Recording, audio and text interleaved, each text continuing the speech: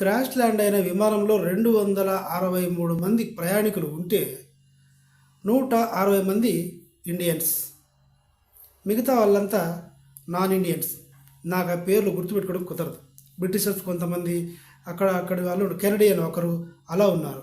వీళ్ళందరిలో ఒకడు మాత్రం బతికాడు. ఎమర్జెన్సీ విండో దగ్గర తన సీటు ఉంది.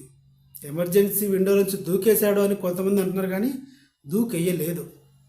ఫ్లైట్ క్రాష్ ల్యాండ్ అయ్యి భూమికి ఆ బిల్డింగ్ మీద గుద్దుకోగానే ఈ సీటు ఆ ఎమర్జెన్సీ విండోలోంచి విరిగి పక్కకు పడిపోయింది. ఆ ఫోర్స్కి ఆ మంటల నుంచి ఎగిరి దూరంగా పడింది. ఇది అతను చేసుకున్న అదృష్టం. ఆ గుద్దుకోవడమే చైరు ఆ పార్ట్ మొత్తం విరిగి పక్కకు పడిపోవడం వల్ల మంటలకి కాస్త దూరంగా విసిరి వేసినట్టుగా పడింది.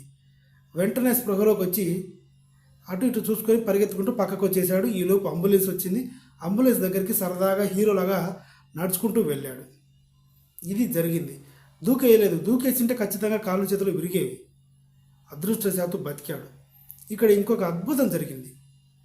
మొత్తం పోయింది. 263 మందిలో ఈ ఒక్కతను బతికాడు. మిగతా వాళ్ళందరూ క్రూ మెంబర్స్తో సహా అందరూ పోయారు. అన్ని పార్ట్స్ కాక్పిట్లో బ్లాక్ బాక్స్ తప్ప అన్నీ కాలిపోయాయి. వీటితో పాటు ఒక పేపర్లతో కూడిన పుస్తకము ఏమీ చెక్కు చెదరలేదు. దాని పేరు భగవద్గీత. ఎవరో ఒక ప్రయాణికుడు భగవద్గీతను క్యారీ చేస్తున్నాడు. ఇంత పెద్ద పొగ వచ్చింది, ఇంత పెద్ద మంటలు చెలరేగాయి, కానీ ఆ బుక్ మాత్రం కాలిపోలేదు.